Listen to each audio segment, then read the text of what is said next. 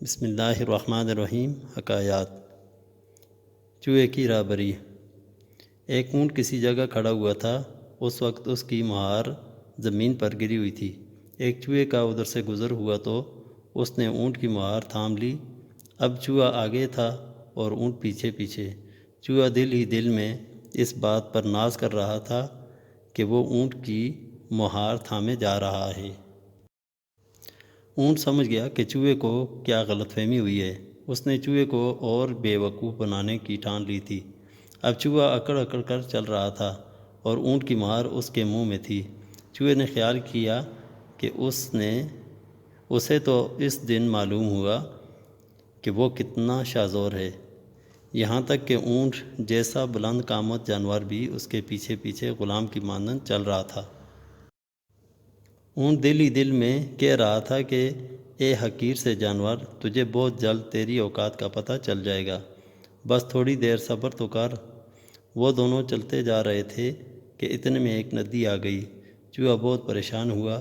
اس نے سوچا اب پانی میں وہ اونٹ کی رہبری کیسے کرے گا۔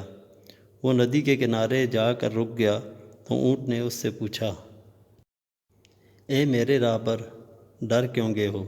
کیا بات ہے، آگے بڑھتے جاؤ، ہمت اور جرأت سے کام لو۔ چوہے نے ڈر کے مارے ہلکی سی آواز نکالی اور بتایا کہ پانی بہت گہرا ہے، اسے ڈوب جانے کا خدشہ لاحق ہو گیا ہے۔ اونٹ نے کہا میں دیکھتا ہوں پانی کتنا گہرا ہے۔ پھر وہ ندی کے پانی کے اندر اتر گیا اور چوہے کو بتایا کہ پانی کوئی اتنا گہرا بھی نہیں، بس گھٹنوں گھٹنوں تک ہی ہے۔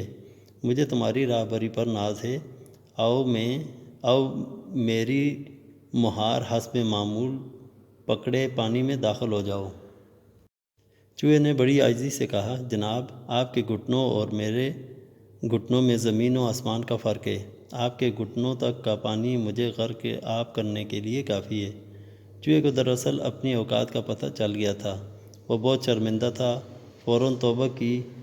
اونٹ نے چوہے سے مخاطب ہو کر کہا، خبردار جو آئندہ غرور کیا، اور اب کبھی شیخی نہ مارنا، جتنی چادر ہو اتنے ہی پاؤں پھیلانے چاہیے۔ اونٹ نے چوہے کو اپنی کوہان پر بٹھا لیا جس پر بیک وقت سینکڑوں چوہے سوار ہو کر ندی پار کر سکتے تھے۔